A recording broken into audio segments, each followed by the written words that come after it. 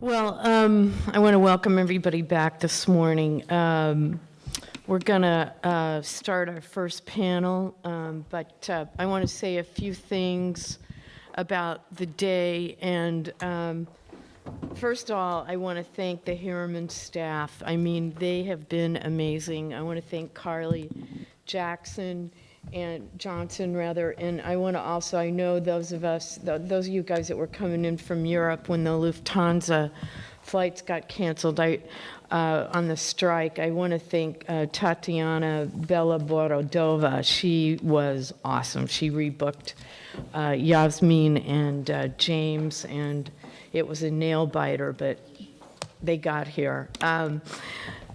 Alex Cooley has been incredibly supportive of me personally and of the Balkans program and programming, and I want to tell you that we do have another event on Monday night about Bosnia with Dr. Valerie Perry, who's going to be talking about extremism in Bosnian schools, and then next Thursday night we're going to have Dr. Hoxha, the former foreign minister from Kosovo, who's now the parliamentary chair of foreign affairs. And I'm going to have Fred Abrams here in January, he's written a book on Albania, who's a SIPA grad and studied at Harriman. We're going to have a panel in first week of March on public opinion in the Balkans. That's going to be very interesting. I'm bringing in Dalia Scheinlin, who is at University of Tel Aviv, a political scientist who I actually met in Belgrade, who's been doing a lot of polling in Serbia, and we're going to have the NDI poll here on the LGBT6 Western Balkan countries, which I'm really excited about, and bringing Chip Guyon down as well to have him talk about it, because he is the master, the guru of public opinion polling and his diagnosis and analysis.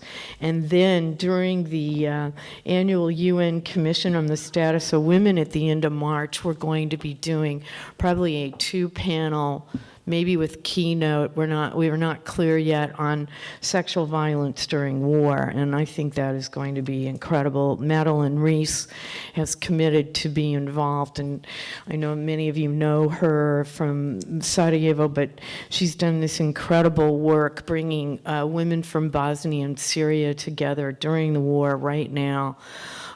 She is really a seminal figure, and on this work, and we want to bring a lot of practitioners. I've already spoke to Velma Sadic about coming in, and other people from Bosnia and Kosovo.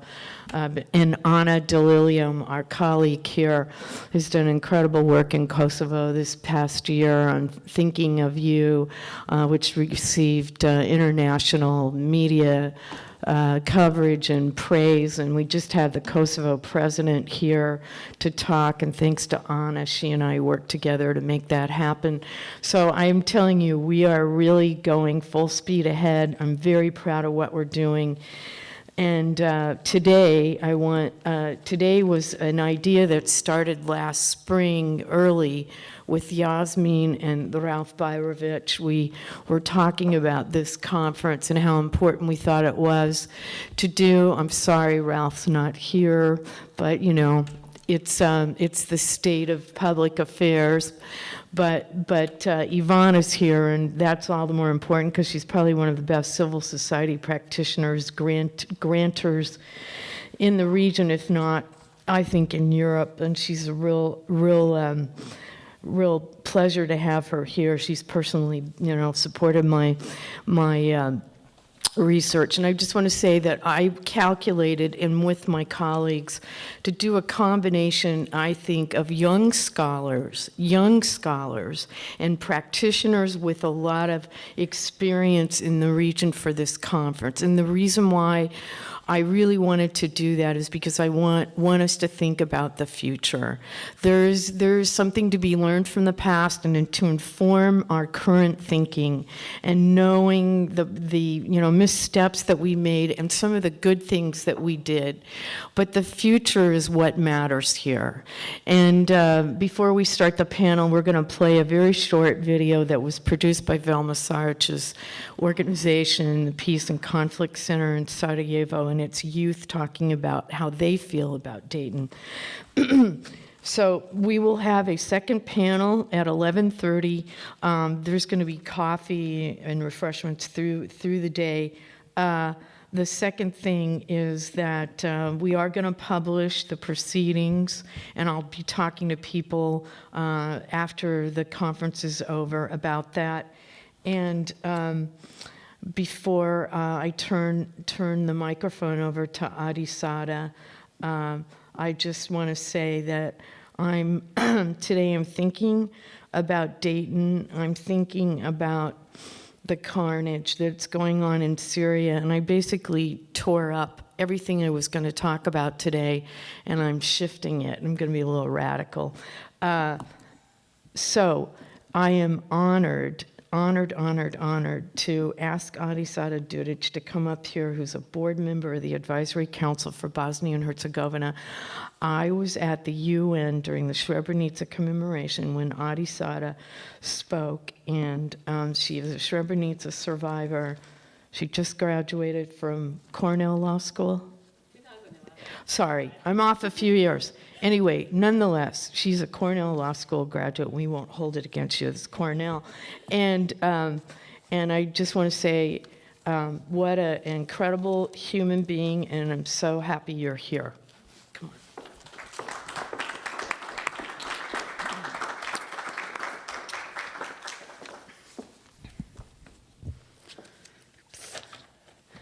on. Good morning, distinguished guests, ladies and gentlemen. On behalf of the Advisory Council for Bosnia and Herzegovina, I would like to thank the Columbia University's Harriman Institute and Professor Domi, of course, for marking the 20th anniversary of the Dayton Peace Accords and inviting me to speak today. The peace negotiations, as you know, led by the late U.S. diplomat Richard Holbrooke, were finalized in Dayton, Ohio on November 21st, 1995, at the Wright-Patterson Air Force Base, and formally signed in Paris, France on December 14, 1995.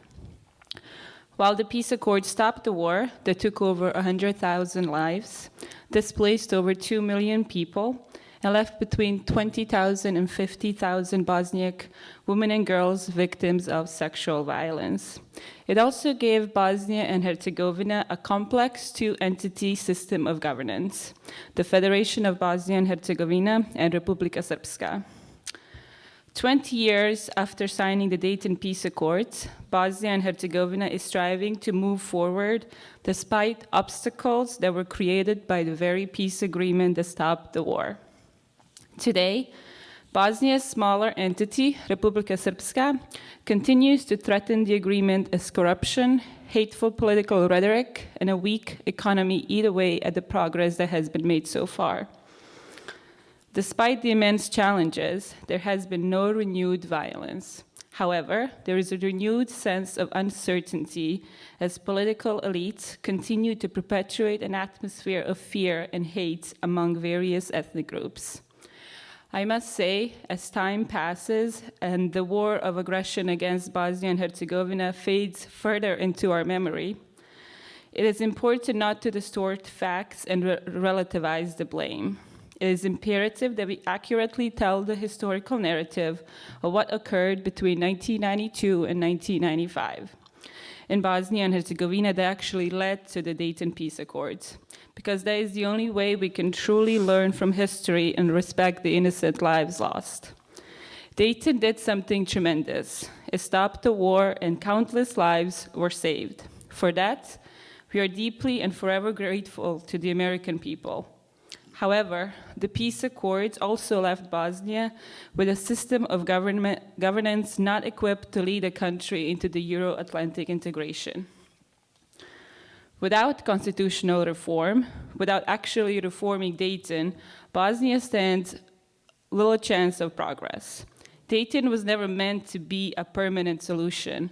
Thus, I hope that 20 years after its signing, we can look forward and towards the future where genocide is not denied, historical facts are not distorted, the blame is not equalized, and the political elites are held accountable, not just by Bosnian citizens, but by the international community as well.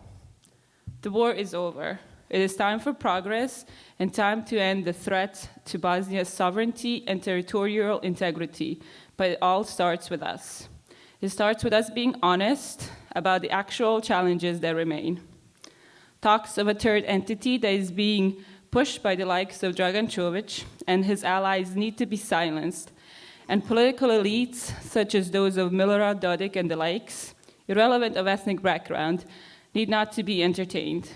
If we want to see Bosnia progress in the next 20 years, the focus must be placed on uplifting Bosnians themselves and resolving the Sejdić-Finci question. The EU initiative on Bosnia needs to be more robust, with strong, direct, and visible support from the United States. A stable Bosnia contributes to a more stable region, and in these uncertain and tumultuous times, we cannot afford to fail. We're very much looking forward to the discussions today, and I thank you for giving us the opportunity to open today. Thank you very much.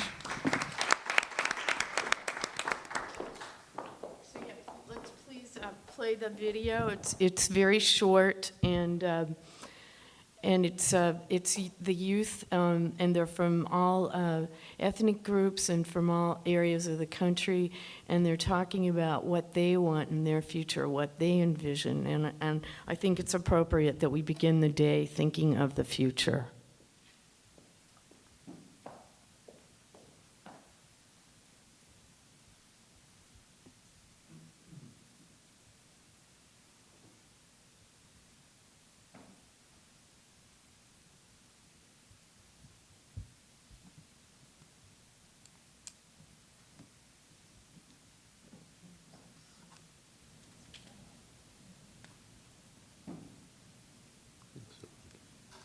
There's a problem with the audio, because there is sound here.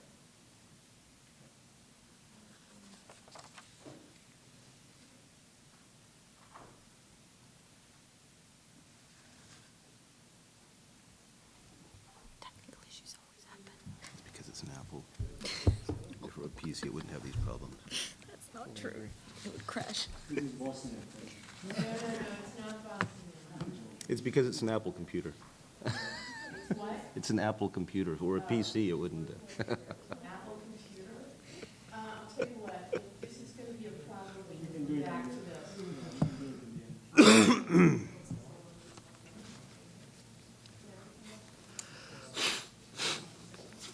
I'll tell you what, I'm going to watch this later. Shall we? Okay, wait a minute. Maybe we have sound now.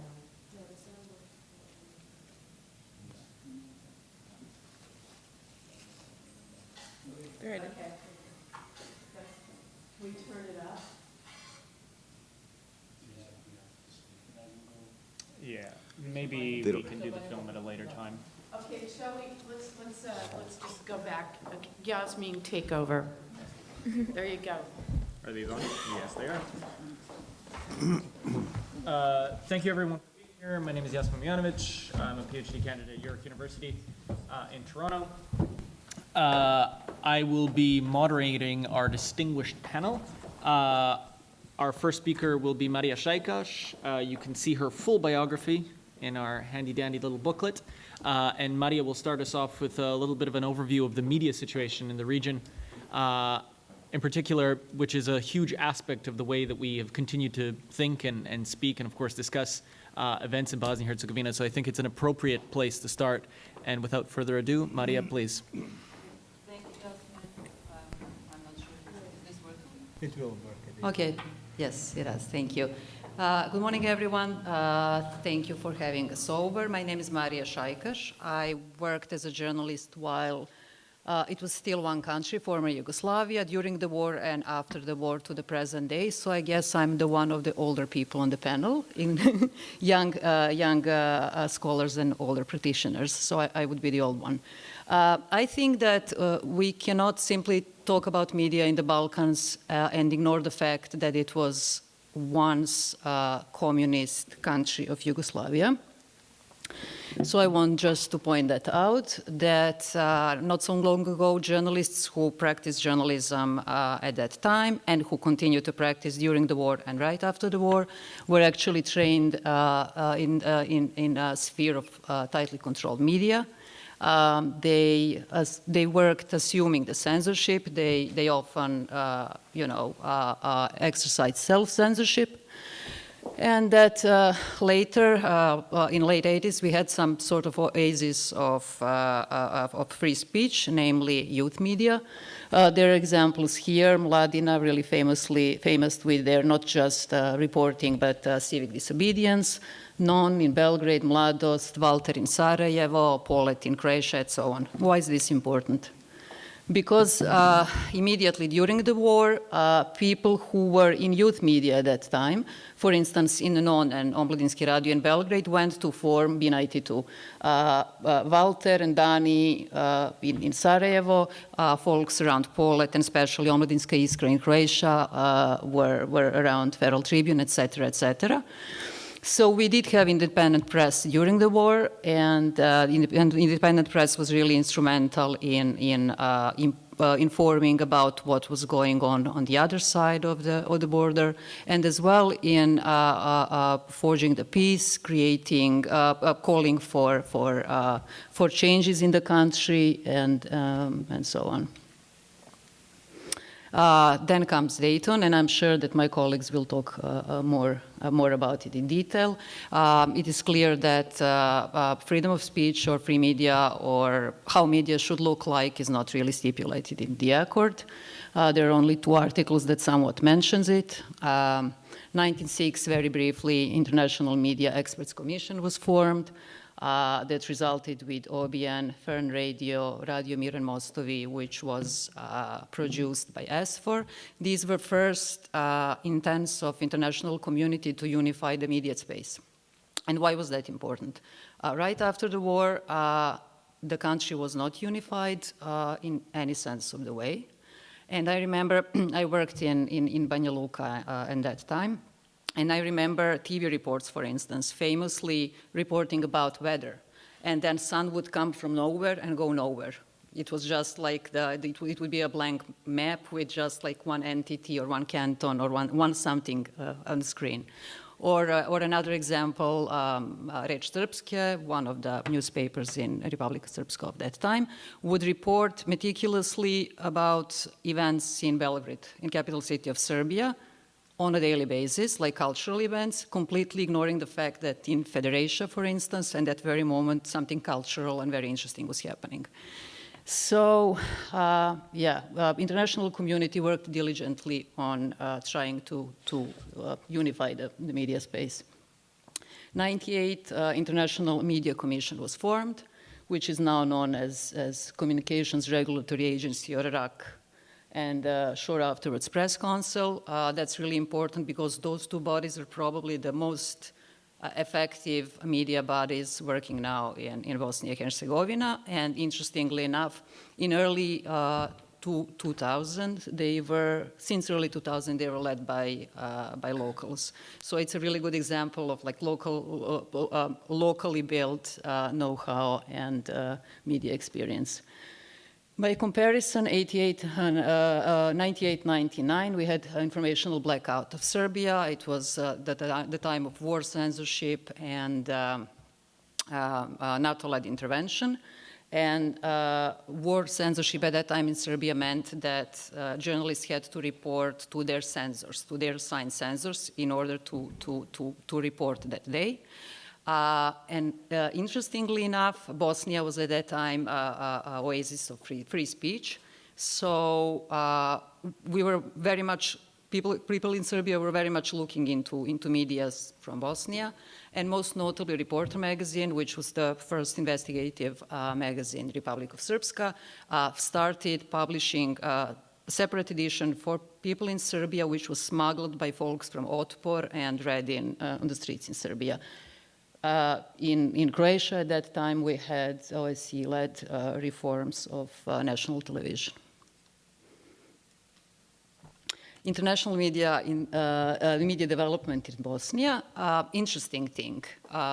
Since it was perceived by public and by international community that it was media was central for inciting the war, there was the general sense that actually media should take care of peace, which meant that first time in history, media support became leading strategy for international community to address pretty much anything. So instead of, or maybe not, working on media development as such, whoever worked in Bosnia at that time remembers that we actually had objectives, clear objectives, and it was reinforcing peace agreement, free elections, promoting democratic values, overcoming ethnic tensions, which are all non-market-driven missions, as you can see. So there was that perception, I think, among international donors that journalists are those superpower, almost like superhumans who are above ethnic tensions, who will report always for the greater good, who have ingrained democratic values in them, which probably is not always the truth, right? We had donor work, cooperation, competition, and incompetence, I would say. I've read various reports in preparation for this conference, and it was reported that in Sarajevo, almost at every time there was 20 major and some smaller international media donors working. Sometimes in coordination, many times not so much. I think that foreign embassies were especially prone not to share their media training or work. And then incompetence, when I say incompetence, I mostly think about the fact that we often had international trainers coming to Bosnia, to Bosnian media, with the idea that there was nothing in the country before the war, which, completely ignoring the fact that we had a media university that Yugoslav journalists used to train journalists in non-aligned countries, et cetera, et cetera. So there was a little bit of this discrepancy. There was a little bit a better donor coordination in Serbia and Kosovo, because at that time, 99, it was clear from the donor's perspective who is to be supported. Though I think that Anna can talk about the problems that there was between, I guess, Europeans and Americans when it comes to the general idea how the media should look like Kosovo. This is the donor support, recorded donor support 10 years after Dayton. And we can go back there if you're interested. And this is about the only one that I was able to find. 20 years after Dayton. We are very well aware of the World Press Freedom Index, for instance. The numbers are pretty bleak. They're going to be even bleaker, I think, for 2016. Yet another slide to demonstrate where are the problems: censorship and attacks on journalists, as you can see, pretty much all over the place. It's been noted recently by people from EU that main obstacles for joining EU are basically corruption, organized crime, and in case especially of Serbia and Montenegro, freedom of expression.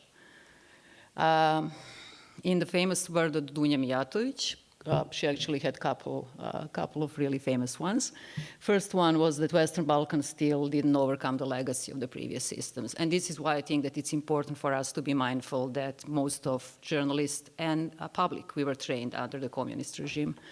And also, she also said at this very place, maybe half a year ago, that in many respects, media in the Balkans is less free than it was immediately after the war. And just two more slides. first main characteristics of this particular time and place. We have new meaning of media pluralism. People in the Balkans will like to joke, and now the joke goes, there are lots of, we have plurality of media, but then singularity of opinions, right? Uncompleted, non-transparent media privatization all across the board, disappearance of local media, which is really bad, especially Montenegro, Serbia, Bosnia, emerging of media proletariat. Currently, the median income for journalists is 200 euros. Again, Bosnia, Serbia, Croatia also, not much better. And also, all across the board, journalists are not really employed. Most of them work as, stringers on some sorts of agreements with or understanding that they will be paid, things like that. Media laws look really good on paper. We have political censorship, self-censorship, and advertisement dependency. The newest trend being that actually big businesses are creating pretty much media content. Tabloidization, we all know about it. Finally, do we have investigating journalism? Yes, we do. It mostly migrated on the web. And almost always is grant supported. Independent media survives through projects, by organizing conferences, not by doing their core work, for sure. They're under severe pressure, enduring attacks, threats. There are smear campaigns, 2 of them currently going on, one in Montenegro, one in Serbia, really, really horrible ones. There is example in the left corner. And once again, survival of true media depends on donor money. Thank you.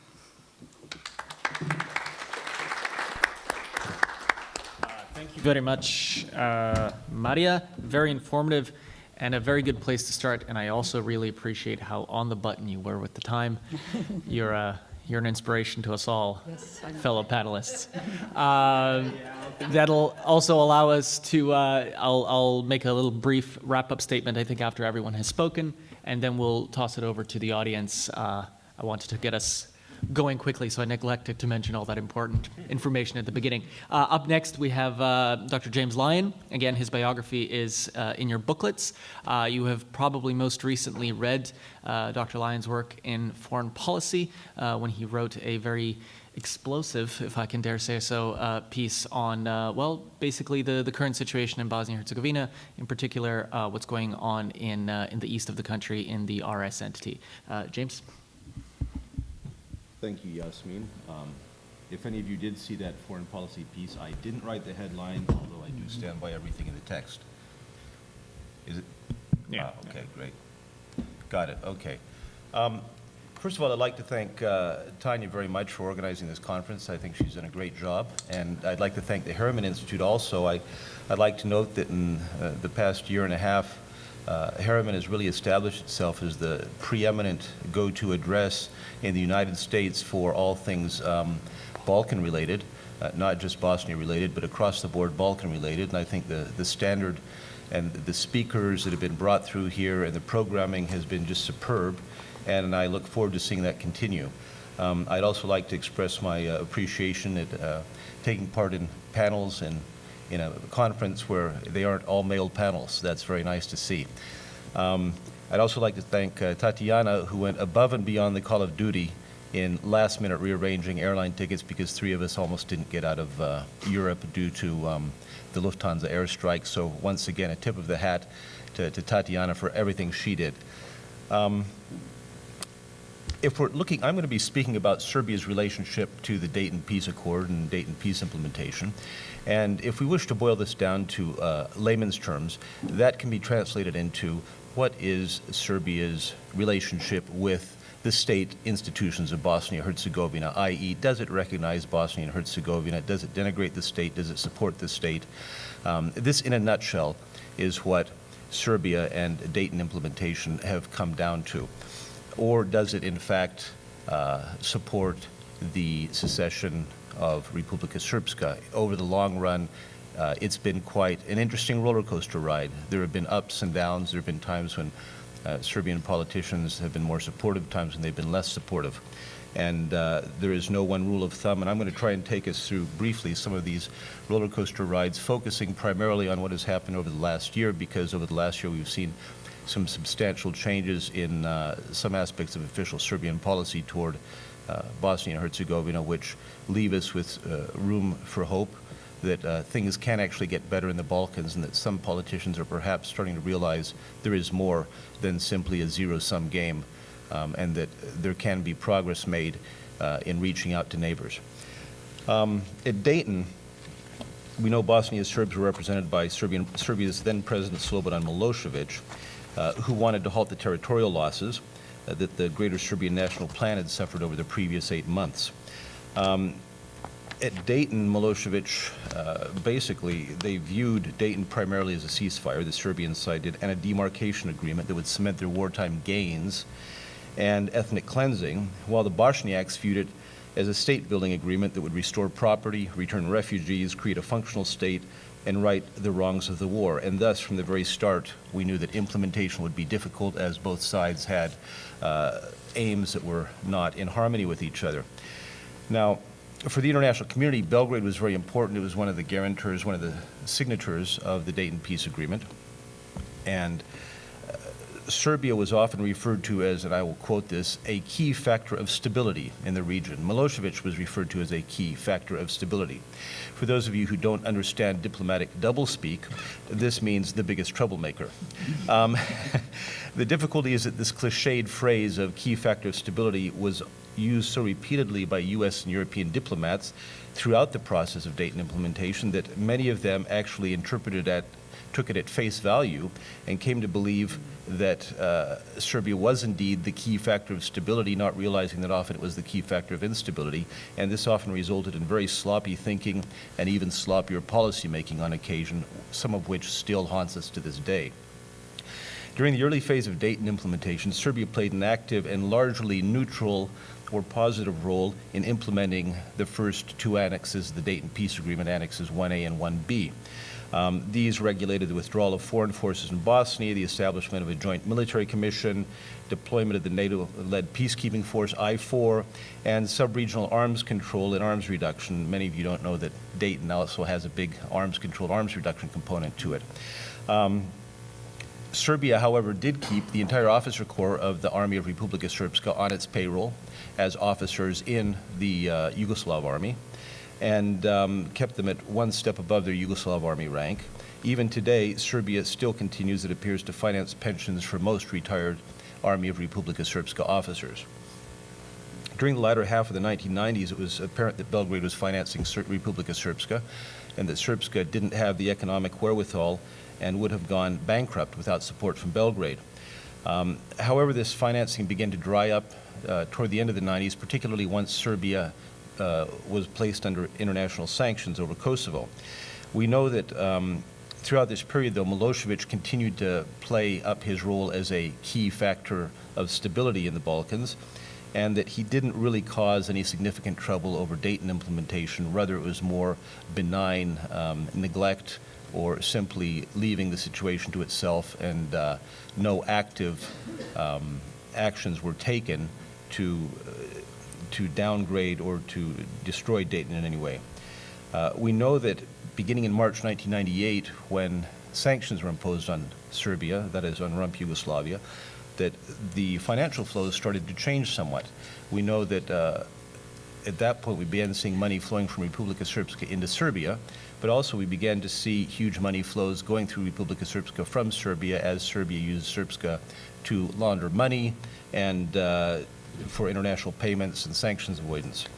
When the Kosovo bombing campaign began in March 1999, Serbs in Bosnia were outraged, but they remained largely calm with the exception of two incidents, one being in the northeastern Bosnian town of Ugljevik when some irate Serbs attacked some U.S.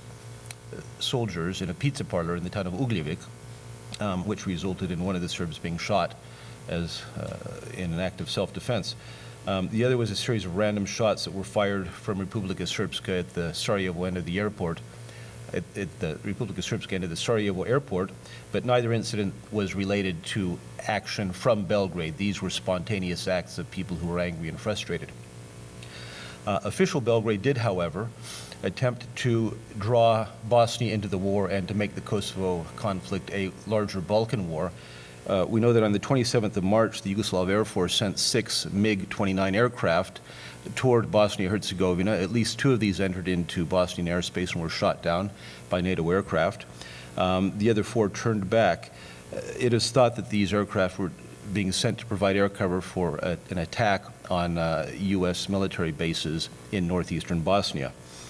Also, in April of 1999, there was a brief firefight between Yugoslav army troops and German troops in one corner of Bosnia, where the Germans dynamited the rail line and cut the rail line between Belgrade and Bar in order to prevent Milosevic from sending a train of troops down to Montenegro to overthrow Milo Djukanovic. But nonetheless, at that point on, Republika Srpska and Belgrade had a very interesting relationship throughout 1999 and 2000, when Republika Srpska offered safe haven for many anti-Milosevic politicians, journalists, and most importantly activists who were working to oust Milosevic with Western support. And at this point we saw a change in relationship between Republika Srpska and Belgrade, where Republika Srpska was almost acting as a sort of a Trojan horse within the Serbian body politic. But this didn't impact implementation of the Dayton Peace Agreement in any substantial way. Following Milosevic's ouster, Serbia returned to, I guess, a policy of doing as little as possible in regard to Dayton. We had Mr. Djindjic, we had Mr. Koštunica, Mr. Tadic in power, and the hallmark of these is that the West was placing a great deal of hope in these politicians that they would somehow work positively to affect the behavior of Republika Srpska politicians to reform and to move ahead with EU targeted reforms in Bosnia and Herzegovina. The difficulty is Mr. Djindjic and Mr. Tadic in particular faced the challenge of having their patriotism questioned if they went too far, and as a result, Mr. Tadic in particular seemed to take a position that often was seen as not being helpful in Bosnia and Herzegovina. Now, having said that, in 2010, he did get a resolution passed through the Serbian parliament about Srebrenica, condemning it as a war crime. However, this resolution studiously avoided the use of the word genocide, and prior to this resolution being passed, the Serbian media undertook a massive campaign which attempted to relativize Bosniak victims and portray Serbs as the greater victims in the Srebrenica area. Also throughout this time of Djindjic, Koštunica, Mr. Tadic, when Serb politicians visited Bosnia and Herzegovina, they almost inevitably visited Banja Luka first, visited Sarajevo as an afterthought or not at all, and they held joint government meetings between the Republika Srpska and the Serbian governments. There was also a special treaty signed between Republika Srpska and Serbia with a number of secret clauses which to this day have not yet been revealed. So there were a lot of questions about how helpful Serbia was actually being and how encouraging it was being toward pro-secessionist forces within Republika Srpska. Beginning with the new government, the new SNS-led government, and when President Nikolic came to power, we began seeing a series of changes that might come under the heading of Nixon going to China, where you had a political party, pardon me, airline cabin air, where you had a political party which had very, very strong and deep ultra-nationalist credentials coming out and making moves that could be interpreted as being helpful toward Dayton implementation and is seen as being helpful toward toward increasing the functionality of the state of Bosnia and Herzegovina. In 2013, on 25th of April, Serbia's President Tomislav Nikolic surprised a great many people when he apologized for the Srebrenica massacre. He said, "I kneel and ask for forgiveness for Serbia for the crime committed in Srebrenica. I apologize for the crimes committed by any individual in the name of our state and our people." He did, however, avoid calling the massacre genocide, and this too is accompanied by a very high-profile media discussion. I don't want to use the term debate because there was no debate in the Serbian media. It was all one-sided about how much the Serbs suffered at Srebrenica. Since Vučić has come to power, the policies toward Bosnia and the Dayton Agreement often appear contradictory, but they reflect to a large degree ongoing Serbian political debates. And key to this is the ongoing tug-of-war between Nikolić and Vučić. Nikolić being a dyed-in-the-wool old-school nationalist, and Premier Aleksandar Vučić, who is known for his old-school nationalist credentials, appears also to have moderated his tone and taken attitudes that are more pro-Western in recent years. And in this regard, this policy is somewhat reminiscent of the Serbian state seal, which features a two-headed eagle with one head looking east and one head looking west. One significant challenge Vučić faces is that Nikolić enjoys the support of significant aspects of Serbia's deep state establishment, including the army and the church, both of which support and promote old-school ideas of Serbian nationalism. Republika Srpska President Milorad Dodik has found a champion among these forces, which view the creation of Republika Srpska as Serbia's greatest foreign policy achievement during the 1990s. And when I say this, I'd just like to point out that on October 18th of this year, the president of the Serbian Academy of Arts and Sciences, Vladimir Kostić, accurately reflected the thinking of this deep state establishment when he said that he is very interested in preserving the healthy body, and in this moment, he is much more interested by Republika Srpska because there exists there a very serious, active, cultural, and scientific part of the people of 1 to 2 million people. And he was more interested in Republika Srpska than in Kosovo. And this is the president of the Serbian Academy saying this. So we see that this deep state establishment supports Dodik's efforts to create the conditions necessary to make RS independent and then join it to a greater Serbia. On the other hand, Vučić is forced to walk a nationalist tightrope by which he must be seen as a protector of Serb interests outside of Serbia and yet cooperating with Serbia's stated desire for European integration. We can see how these approaches play out in several key vignettes since this past spring. When Dodik announced that RS would hold a referendum, Vučić remained silent, but he did, however, announce he would attend the 20th anniversary commemoration of the Srebrenica massacre, which was seen as a direct blow against Dodik, who had publicly criticized and negated the results of a RS government-published report about the massacre. In the 2 months leading up to the commemoration, a high-profile campaign was waged in Serbia's subservient media, in which maximalist nationalist positions were posited about Srebrenica and Serb suffering. This coincided with high-profile and ultimately successful Serbian efforts to get a Russian veto on a UN Security Council resolution that would have described the Srebrenica massacre as genocide. And in the course of these 2 months, Serbian politicians, including Vučić, seemed to compete to make offensive, degrading statements about Bosniak victims. Now, just to quickly say, I see he's written "end" on a piece of paper here, so I've got to hurry. Then, in an amazing display of political autism or hubris, Vučić attended the Srebrenica commemoration, which Tanya and I had the privilege of attending and watching his being driven out. And this played into Dodik's hand. But then, a few days later, on the 17th of July, Vučić came out and said that he was against the referendum in Republika Srpska, which was a direct blow again at Dodik. And then Vučić invited the Bosnian presidency to visit Belgrade, which they did on the 22nd of July, a very successful visit that won him many brownie points in international circles. And then at that point, we began seeing Vučić and Dodik appearing together side by side in photographs over the course of the late summer and the early autumn, at a time when Vučić was exploring the need to have new elections, and he wanted to boost his nationalist credentials by being seen as close to Dodik. But the minute he decided that there would not be new elections, Dodik no longer appeared in photographs with Vučić. On the 4th of November, Vučić did something very, very interesting. He visited Bosnia with the entire Serbian government and held a joint meeting between the Serbian government and the Bosnian Council of Ministers, which is the equivalent of the Bosnian state government. This outraged Dodik, who went on the warpath and criticized Mr. Vučić very highly. Now, the most interesting development is recently, just yesterday, when Mr. Vučić pledged that he would donate 5 million euros to the municipality of Srebrenica for its economic development.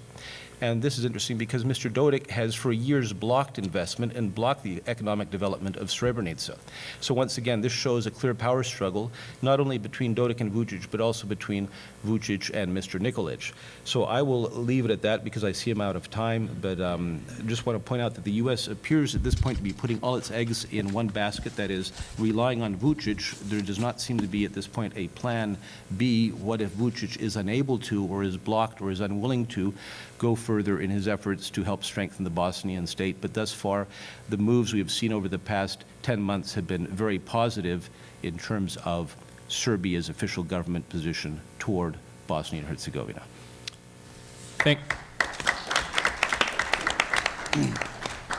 Thank you very much, James, for that very thorough account. Serbia, obviously a key backer, let's call it optimistically, of the Dayton peace protocols. And now we turn appropriately enough to the no less important secondary regional backer of the Dayton protocols, Croatia, with my colleague, Dr. Dario Cepo. Again, you can see his biography in the booklet. So, Dario, please. Thank you. Thank you, Yasmin, for giving me the time to speak. Thank you, Tanya, for inviting me and organizing this conference. Thanks, Jesse, for everything you did to help Tanya, and thanks, Jetlag, for allowing me to wake up at 4 a.m. and ditching my 12 pages of presentation and from 4 until 7 writing 22 sentences. So I have like half a minute per sentence, per sentence to say everything I want to say. I'll start, well, you will be able to read the entire paper when the publication, when the book becomes published. But I'll just start continuing on James's talk about the role of Serbia. I'll talk about the role of Croatia, not only in regards to Dayton, but as well in regards to Bosnia and Herzegovina as well. I'll just briefly mention a historical timeline of Croatian, Bosnian, Herzegovinian relations, and then I'll talk briefly about the current situation, and then I'll focus on the major problems that I see them. I had a good and a bad thing happen to me a couple of days ago when a document speaking about this exact same topic was published by two policy experts on the situation, talking about the role of Croatia and in regards to Bosnia and Herzegovina. So I could confirm my conclusions, but I also lost a couple of really original ideas that obviously were not original anymore because somebody else already written them down, so kudos for them. And then in conclusion, I'll just try to wrap up and say a couple of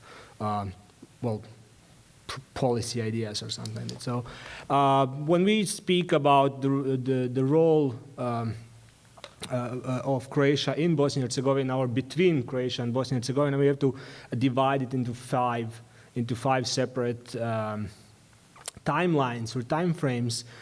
In a span of what, like 20 years, changing a policy of on a neighboring country in 5 different ways is showing the schizophrenic nature of relations between Croatia and Bosnia. In the first time span, 1991 to 1993, we had a Croatian government being strictly for sovereign Bosnia and Herzegovina, seeing that Croats who live there cannot stay in Yugoslavia, rump Yugoslavia, and they couldn't, of course, secede and come into a Croatian fold, so the best option or the optimal option would be an independent Bosnia and Herzegovina.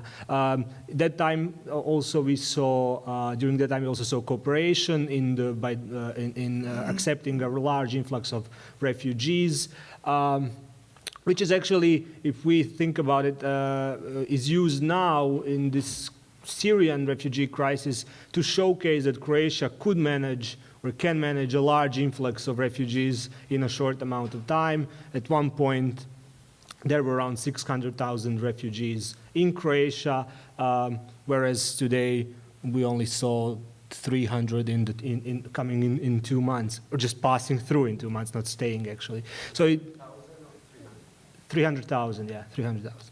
The second period, thank you very much. This is jet lag. My brain is mush. The second period was the period of so-called dismembering of Bosnia and Herzegovina.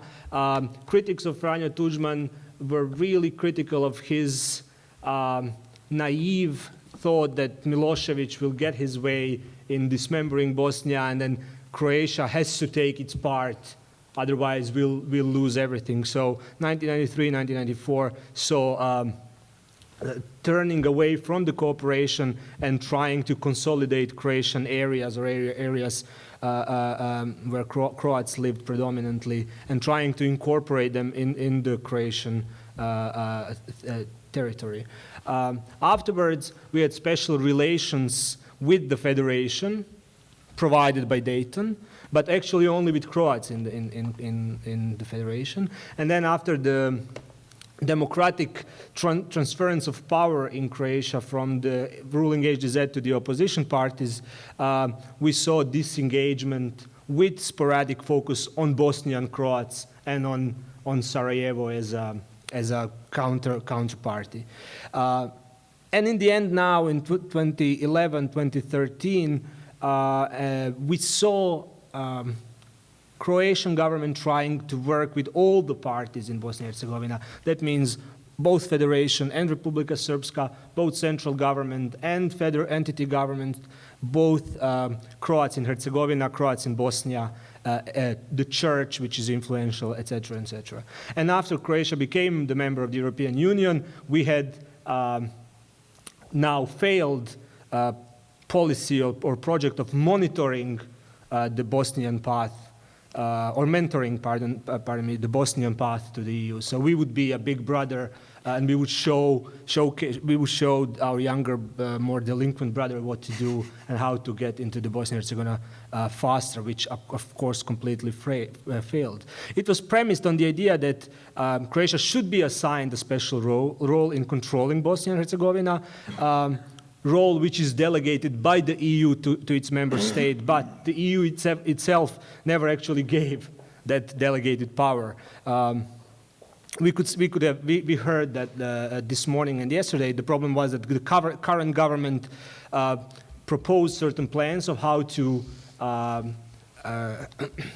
move forward from the Sejdic-Finci debacle or stalemate, which was promptly rejected, but then that same or similar plan was later accepted when the British and the German governments proposed it. The major problems that stem or that largely problematize the role or the connection between Croatia and Bosnia and Herzegovina are threefold. The first one, and we talked about it a bit, is the role of diaspora. The role of diaspora. I have a couple of members of Croatian diaspora here, which are real diaspora because they actually left the country and came to this one. The Croatian diaspora in Bosnia never left the country. Maybe the country left them, but they never left. So they can't really be called or named diaspora. That's why I'm using the brackets. Croatian government or Croatian political system institutionalized interests of Croats from Bosnia and Herzegovina and Croatia by giving them the power to elect their own members of Croatian parliaments. In that way, ossifying the idea that Zagreb is the place for them to look for their rights and not Sarajevo, which is their main capital. That's the first problem. The second problem is the dominance of HDZ, the ruling center-right, or not the ruling, the center-right party in Croatia, among the Croatian population in Bosnia and Herzegovina as well. In the last elections, which just happened last Sunday, 86% of all votes cast in Bosnia and Herzegovina went to ruling HDZ. It's on a Assad-defying levels of homogeneity. So if you have a government that is not HDZ-led, you cannot get any cooperation from Croats living in Bosnia and Herzegovina. That is one problem, and the other problem is that the rights that diaspora has and the influence that diaspora has can also destabilize or change the political system of Croatia itself, which we saw in the early months of this year when Croatia elected the new president. We had presidential election, and the incumbent lost by around 34,000 votes. So 1.5% was the difference between the incumbent left-of-center president and the winner, which was from the ruling HDZ. But if we exclude the votes that were cast predominantly in Bosnia and Herzegovina, then the difference between the winner and the loser was less than 2,000 or around 2,000 votes. In a country of, even in a country of 3.5, which has 3.5 million voters, 2,000 votes could turn the scale back to another party by possible recount or something like that. But by giving these 30,000+ votes from Bosnia and Herzegovina, she was certain that she won. And the third problem is the colonial, and again I use the quotation marks, the colonial sentiment some elements of Croatian society or the Croatian political elite have towards Bosnia and Herzegovina. You can call it a poor man's manifest destiny, or a poor man's near abroad policy, or this is our backyard, all rolled into one. We are stuck on this premise that countries have natural rights on influencing other states' behavior. The bigger the country, the bigger the scope of that influence. So if you are a United States of America, you can influence the majority of the world. If you are Germany, you can influence the EU. If you are France, you can influence parts of Francophone Africa probably, or not even that. And then if you are small as Croatia, you can find an even smaller fish, which is in this case Bosnia and Herzegovina. And if you're Bosnia and Herzegovina, you just wag the tail because you're the last one in the row. This colonial sentiment is witnessed in constant focus of some Croatian cultural, political, and of course economic elites on all aspects of Bosnian and Herzegovinian governance. In the work of some Croatian members of European Parliament who focused almost as much of their energy on Bosnia and Herzegovina as they do on all other policies that are actually relevant to their constituents. And just to conclude, I have no idea, 2 minutes. Just to conclude, I'll be also praised by Yasmin, I feel. Just to conclude, so Croatia pushed the scale of war in 1995 by starting the liberation process of its own territory and then pushing into Bosnia and Herzegovina and giving needing help to the army of Bosnia and Herzegovina and the Croatian army in Bosnia and Herzegovina. And that led to changing the balance of power in the region, and which led again to Dayton. And Croatia then has the need to maintain the Dayton as the best guarantor of peace, and is currently, but is currently supporting changing Dayton in order for BNH to function properly without necessarily going all the way to asking for the third entity, which some of the right-wing politicians ask for. Croatia wants to be EU's pivot in the region, but cannot, and actually should not, due to its recent history, due to vested interests that will lead them to prioritize need of one group, Croats, among other groups, and actually one subgroup, Herzegovina Croats, against everybody else.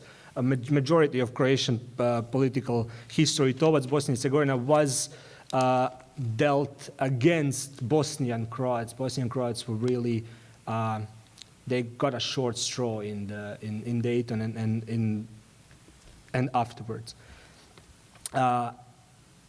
And the idea is that the countries shouldn't meddle into each other's affairs, except under most stringent conditions should be maintained. And the last conclusion is that the current situation probably will linger on as diaspora's influence on Croatia's political system persists. But not only Croats from Bosnia and Herzegovina, but as well Bosniaks who have Croatian citizenship, and there were a couple of thousand of them who took the opportunity to go to the election and to elect our parliament and our president. I'll just end with two examples to show this schizophrenic nature of Croatian Bosnian Herzegovinian relationship. I wanted to put it on. It was two tweets, pardon. But they were in Croatian, so I didn't put them because then I would have to translate them, and you don't get anything by seeing Croatian mumbo-jumbo words that you don't understand. So, but the first tweet was that Božo Ljubić is since Sunday one of 151 new members of parliament in Croatia, because he won the position on Sunday. And if that name rings the bell, it's because previously he was president of the Bosnian and Herzegovinian parliament. So he was president of a parliament of one country, and then he decided to retire in a parliament of another country, which is not, of course, unusual. Gary Adams did the same in going from Northern Ireland to Ireland, but it just shows you the divided loyalties a person can have. And the other tweet, which is more even more ludicrous than the other, it was said that the current president of Bosnia and Herzegovina's collective presidency, who is currently a Croat, did his civic duty on Saturday by voting in Croatia's general election.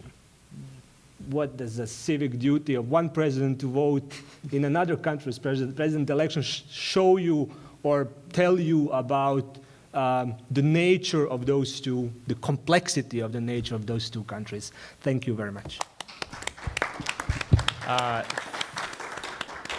Thank you, Dario. And in a grand gesture of improving diplomatic relations, as the lone Bosnian on the panel, I will commend my colleague from Zagreb for his timeliness.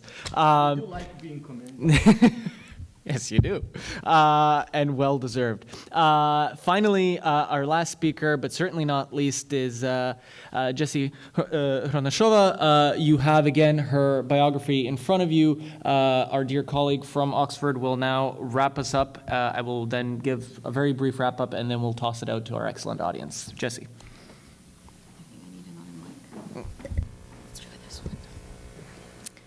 Good morning, everyone, and thank you very much for inviting me to talk today. Thank you for organizing this conference, because I think it's we often forget about Bosnia, and I was getting a little bit disappointed about the coverage that Dayton and Bosnia has been receiving in the media lately. You might have noticed that The Economist, for example, no longer writes much about the Balkans overall, and its section called Eastern Approaches was closed down some time ago. So I think it's quite important to keep talking about a region that is still very, very fragile and can potentially be, again, very unstable, especially right now when we see thousands of migrants going through the region. I also want to do a little bit of personal promotion, because we just finished writing an open letter to the Secretary Kerry and European Commissioner Mogherini, which you will find in the media hopefully very soon these days. And the appeal letter is basically touching up on these topics, trying to say that, 20 years after the end of the war in Bosnia, we should stop looking at Dayton as the giant success of peace building, because it hasn't been. Dayton was an amazing document, as Adisada said in the beginning, to stop the bloodshed. But as a peace building document, we really cannot look at it as a template for forging stable countries. And so we still need to be very worried about what is happening in Bosnia and Herzegovina, in the wider region of the Balkans at the moment. So what I would like to do in my presentation, in those 12 minutes that I have, is look at the lessons that we still can draw from Dayton, or the legacies and the things that we can learn from Dayton with regards to human rights and transitional justice. Reason being is because Dayton was not only path-breaking in being, the first international brokered agreement of such scale in ending a war, but it was also the first document of such a scale to put human rights as its main fabric, as some put it. Just for your information, a fun fact, the word human rights is mentioned in the document 70 times, which is quite a lot. There are 13 individual rights guaranteed in the document, and there are 16 individual human rights documents mentioned in the document. As we all know, paper promises and what is written on the paper does not necessarily translate into actions. And, Bosnia is a case in point that it does not matter as much as what is written as how it is implemented. But I still would like to talk about the the path-breaking lessons that Dayton has brought to us and how it has integrated transitional justice in its letter. And I also want to say that transitional justice at the time that Dayton Peace Agreement was signed in 1995 was certainly not a field that was the term was not even coined. It was not a field that existed on the field of social sciences. But at the same time, we had many examples to draw upon, from ancient Greece to the Nuremberg trials, of course. But we would have certain ideas about how to deal with the past in Serbo-Croatian or Bosnian, Croatian, Serbian, no matter how we call it. This would be the idea of suočavanje sa prošlošću. In the German realm, we would be talking about Vergangenheitsbewältigung. So these are the ideas that were around at that time, but then later were coined within this often very criticized field of transitional justice. And in one way or another, Dayton Peace Agreement did engage with this field and was really path-breaking for how the field then later developed. So at the time that Dayton was negotiated, and we talked about it last night a little bit, human rights were really around the negotiating table for multiple reasons, because the crimes that were happening in Bosnia and the reporting about the crimes was basically what brought the US diplomacy to the table. So of course human rights were part of the negotiations. But there was this dilemma that is often referred to as justice and peace, which is if you go through prosecuting human rights violations at the time of negotiations and trying to strike a peace agreement, you might actually put those negotiations in danger, because those parties that are the negotiators of the agreement might actually potentially be those that would be prosecuted. And so, for example, Richard Holbrooke many times mentioned that he was very worried to include clauses about the tribunal that already back then existed, the ICTY, the tribunal for the prosecution of the crimes in the former Yugoslavia, within the agreement, because he did not want to put the peace, which was the ultimate goal of that agreement, in danger. However, ICTY has found its place within the document, but it was used by lawyers for different reasons than it was used by politicians. So the political reasoning for putting ICTY into the Dayton Peace Agreement was to moderate Bosnian politics. As we talked about again last night, the idea was that by getting rid of the political system of certain individuals, such as Ratko Mladic, Radovan Karadzic, and many others, you would be able to moderate the political scene. The legal argument was that by definition, if you prosecute perpetrators, you bring justice to victims, and you provide some sort of a deterrence so that these crimes would not happen elsewhere. Both of these arguments, we can discuss them in the Q&A, are very controversial, or not controversial, but we've seen what basically has happened with these arguments. But overall, if we look at the Dayton Peace Agreement and how it has engaged with transitional justice, it has included the ICTY, and which was within the document used as what I would call justice against something. So it's justice against the perpetrators rather than justice for victims. As a matter of fact, the word victim, a victim of war, is not mentioned in the document once. So the peace agreement used a very retributive, let's put it that way, justice against type of transitional justice. And the very few positive justice for someone, so justice for victims, mentionings that we find in the document are basically only those with reference to refugees, displaced persons, exchange of prisoners, and disarmament of soldiers. But those are quite, they're not very strongly coined apart from the refugee section, which was upon the insistence of European countries that were already dealing with quite a large influx of refugees, and they were quite keen on sending them back if they could have. So in terms of what we now call restorative or reparative transitional justice, there was not that much included in the Dayton Peace Agreement. And I want to caveat this by saying that, of course, Dayton, as some put it, bears the scars of the process that produced it. And that is absolutely right. And I'm not trying to have a go at Dayton Peace Agreement that is now in Bosnia being basically everything that does not work in Bosnia is down to Dayton. It's Dayton's fault. I don't want to say that the fact that we're not seeing much of reparative and restorative justice in Bosnia is Dayton's fault, but my argument would be that Dayton has set a trend of retributive transitional justice and justice as such, which is the way that justice is understood within Bosnia-Herzegovina, rather than its reparative and restorative sides. And of course, within the agreements, what was on the table was certainly not. There was really lack of concern for the actual people that suffered in the war.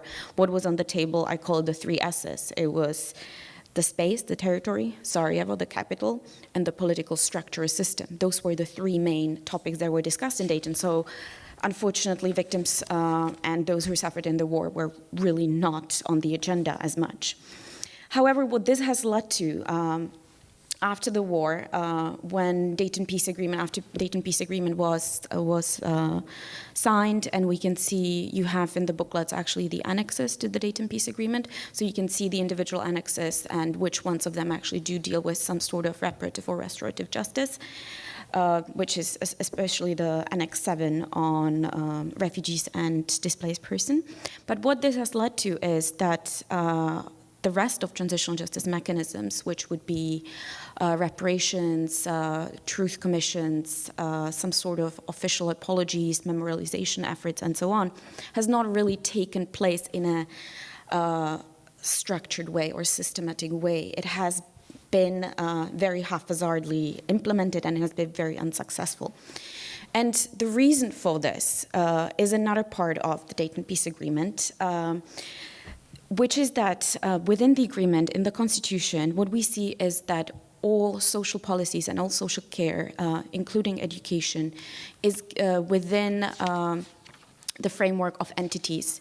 So it's up to the entities, the Federation and Republika Srpska, to manage everything from social care, unemployment benefits, educational policies, and so on. As a matter of fact, within the Constitution, there were only 3 ministries at the state level that were created. What this led to was that despite the very honorable clause on the return of refugees, which would be given suitable conditions for return, that's a quote from the agreement, it's really, really difficult to be able to give them suitable conditions for return how do you integrate soldiers, victims, and displaced persons when they're under a different jurisdiction and depending on which part of the country they find themselves.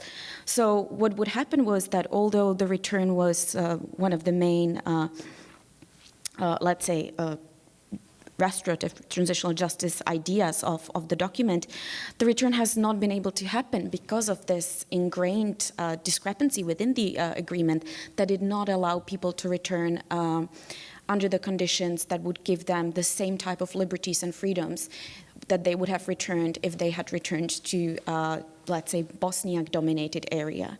So you can see that all of these discrepancies within the document then later led to the fact that the country has bi-ethnicized itself for the fact that, let's say, things like social care were given to the 2 separate entities. Since I don't have as much time to run into truth-seeking mechanisms, if anyone would like to ask a question in the Q&A about that, I would love to talk about it, because there was a side letter signed by both Milosevic and Izetbegovic on the Dayton Peace Agreement about a Truth and Reconciliation Commission. And as we all know, that has never actually taken place, but it was, let's say, part of the diplomatic strategy of the document too. Okay, I would be really grateful for that. And so I think the main argument that I want to bring home today is that despite the path-breaking nature of Dayton in incorporating ICTY on the retributive side and mentioning human rights so many times, it unfortunately has not really paid much attention to the restorative and reparative sides. This has slowly developed after the war, but only within the entities. And it was only under international pressure that we would see any other state-level mechanisms, such as the Institute of Missing Persons, which was created under giant international pressure in 2008, to be able to actually put through some other mechanisms which really have not been working until now. And so if we look at other countries around the world that are now struggling with similar issues and that are now referring to transitional justice, I think that the main lessons that we can draw from this document is that if you do not include any concern for restorative and reparative mechanisms, if you do not include the beneficiaries of that peace agreement, which ultimately should be those that suffered during the conflict, the victims and the population, it is really hard then to talk about any community restoration and community rebuilding, which was mentioned so many times, but was actually not really logically put into all these negotiations. And the second thing is more for the field that I study, transitional justice, is I get very upset when we talk about transitional justice as a legal field. The Economist now was running a special report on Colombian peace talks, where transitional justice, it's basically called Transitional Justice Peace Agreement. And I just want to say transitional justice is not a legal, we should not be looking at it purely from the legal perspective, which is what the ICTY stands for. We should start looking at it as a very comprehensive process rather than a field that includes a lot of these reparative and restorative tools. So I think I'll leave it at that. But yeah, I'm looking forward to your questions.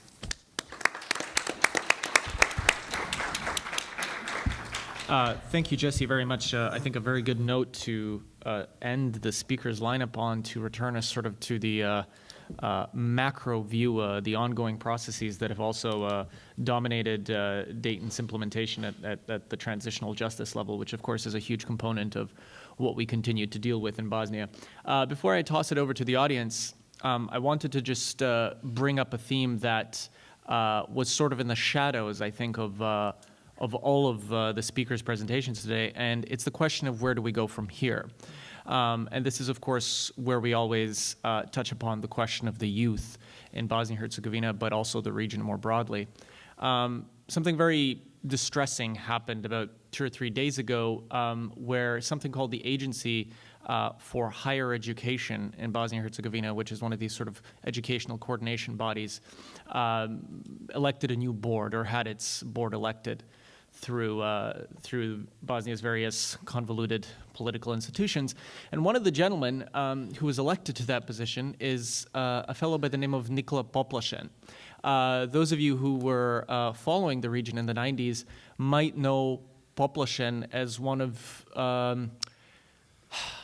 he was a preeminent lunatics, preeminent ultra nationalist, Serbian radical, a self-declared Chetnik Vojvoda, the Serbian fascist Quisling movement during World War II, who would parade around with beards and sort of, as somebody put it, a poor man's Cossack, right? That's what a Chetnik is. Hipster Cossack. Anyway, so this gentleman is now on a guy who was, very much committed to the idea of ethnic cleansing and genocide and concentration camps, and that was the official policy of his party, the Serbian Radical Party. We recall, the radicals are, of course, the opposition that Milosevic created for himself to make himself look like the good guy. So this gentleman is now on the steering board of one of the crucial educational institutions in the state of Bosnia-Herzegovina. So when we think about what it is that youth in Bosnia-Herzegovina have to confront, Nikola Poplashen really encapsulates it. He is the physical embodiment of the dead weight of history. This is what my generation and the generation that's still younger than I will have to confront for the rest of our lives. And I'm very glad to see so many young faces and women in particular in the audience and on this panel, because this is what we're going to have to deal with. And it will, in fact, have to be us who will proverbially have to deal with the sins of our fathers. And so this is something that I would also like us to continue thinking about. If you have questions on this theme, I'm sure all of our panelists would love to comment on it. And so without further ado, I will toss it open. Please go up to the mic if you have a question. Just briefly tell us who you are, and please have a question rather than a monologue. So without further ado, I think Ivana. Can I have two? Sure. Ivana Zetković-Bajrović with the National Endowment for Democracy in Washington. So two questions I'd like to have is one going directly off of what you just finished or ended with, and that is education, and a problem that is a bit older than the one that you just outlined, and that is the segregated education, and the whole phenomenon of not just two schools under one roof, but just really segregated education between the entities and other. If you can just talk a little bit about the evolution of that, because I think talking about it and letting people know that this exists in modern day in Europe is very important, but also how does one go about tackling that? And what happens if one doesn't? And on the other hand, something that I would like to ask, especially people who are intimately aware of this, someone like James and to some extent you as well, the constitutional reform. Up until a few years ago, I think that there was a broad consensus that this constitution simply is unsustainable, or that this functionality of the state is unsustainable, and that there were two, at least, major attempts. There were several, but two major attempts, international attempts to reform it. And now that seems to have been put aside. I heard, I think 2 years ago, Don Horowitz, famed professor, who's an expert in ethnically divided societies, posit that it's not even possible to renegotiate these types of agreements unless the conditions are back to where they were, essentially meaning conflict. Do you think it's possible to reform the Constitution without going back to the war state? Thanks. Thank you very much. If there are other questions, I would prefer that we do tours of 2 or 3 at a time, and ideally, we could pass the microphone around. Jesse, do tell us about transitional justice. But I'll also actually off of Ivana's point, and then I'll maybe give folks an opportunity to come up with a few questions. I did jot down a few things. I wanted to jump off of something that James said, and I think it relates to the point that Ivana had, which is about the relationships between the RS and Serbia proper. You made some comment towards the end of your talk about sort of the change under the Vučić government. But you then also alluded to the fact that Vučić, in a moment of crisis or when he feels he needs the RS, will once again lean on Mr. Dodik. So I guess I just wanted to ask you how much confidence should we as analysts and scholars of the region place in the transformation of relationships between the RS and Serbia? And on that excellent point that I guess I just made, I'm sorry, that's not what I meant to say. I will throw it over to another questioner, please. Hi, thank you so much for this symposium. My name's Joan Lipkin. I'm a theater artist and an educator who's interested in social justice and conflict. I'm wondering what systems of education, how are the youth being educated about the history of the region and the conflict, and what kinds of strategies are being employed to bring youth together? Thank you. Okay, so James, why don't you start us off, and then we can decide who else wants to jump in on the questions in any level. Jesse, excellent. Okay, James, go ahead. What were the questions again? No. First of all, about constitutional reform, we know that there were substantial efforts around, first of all, the April package in 2006, and then in 2009, at the end of the year, we had the Boutmir, well, before that we had the Prude agreement, and then after that we had the Boutmir agreement, all three efforts of which came to naught for various reasons, not worth going into them at this stage. Suffice it to say, right now we do not see any movement on constitutional reform. We see various countries talking about it. It keeps reappearing. People keep saying, yes, we need to have CR, as they call constitutional reform. But it's pretty much become a dead letter. We don't see any movement on resolving Sejdić-Finci. We don't see any real, none of the donor countries who have put together NGOs of their own or supported civil society mechanisms seem to have taken this project particularly seriously. And when I say that, I mean by providing the political support that would actually be necessary to prop up constitutional reform efforts, because constitutional reform efforts in and of themselves will not succeed in Bosnia and Herzegovina for the simple reason that there is no patronage network to support them. There is no financial gain for the politicians to have by reforming the current system, because right now they all profit from the system the way it is, and they have no incentive to change. And unless there's a way that external donor countries can incentivize constitutional reform, I don't see it happening anytime in the future. That may sound bleak. Ivana, you made a face, and I understand why. But I fear that we don't see the incentivization that is necessary to provoke the change, and simply holding out a carrot for NATO or EU or some international organization membership does not appear to be sufficient. I hope that I can eat my words at some stage and that I will be proven wrong. So. I think that's a very good point, and I was just very quickly add to that. I think in general, one of the, the Balkans have this unfortunate reputation, thanks to people like Robert Kaplan, of being this place of supreme irrationality. And actually, what we see in Bosnia, contemporary Bosnia today, is we have the data. There's a very clear consensus for change, as it were. Or there's a demographic for change. I mean, Dario made mention of a report by the Democratization Policy Council, whose work clearly demonstrates this on a great number of issues, including very controversial, supposedly, issues like increasing the mandate of the central state in Bosnia and Herzegovina, which is what Mr. Dodik is apparently perennially concerned about. An overwhelming number of Serbs, for instance, support this. For instance, reforms of the judiciary, creating something like a state agricultural ministry, things that actually matter to ordinary Serbs of Bosnia and Herzegovina, is something that they want the state to have greater competencies in. The problem in the Balkans and Bosnia in particular is that, as James said, we have these incredibly tight and well-developed clientelistic networks. That is the problem in Bosnia and Herzegovina, and from a standpoint of sort of strategic political thinking, the question with any reform effort, I think in Bosnia, is how do you sever those patronage networks? How do you intervene in that process? How do you get some daylight between basically the sort of political / organized crime circles which run the country, and how do you include ordinary citizens really to have an opportunity to decide the fate of their own country? So I tend to agree with James that I don't think we'll see constitutional change anytime soon, but I'm more sort of pragmatic in the sense that I like to think of the steps that get us there, and I think those steps of creating daylight can begin today in any number of ways that we can talk about. I think Jesse should weigh in from here on out, and then we'll go to Maria and Dario. I just wanted to comment on the educational questions. Because if you asked about how are kids being educated about the wars in Bosnia right now, well, they're not in schools. It's not part of the curricula in schools, which is, on the one hand, good because it's divided.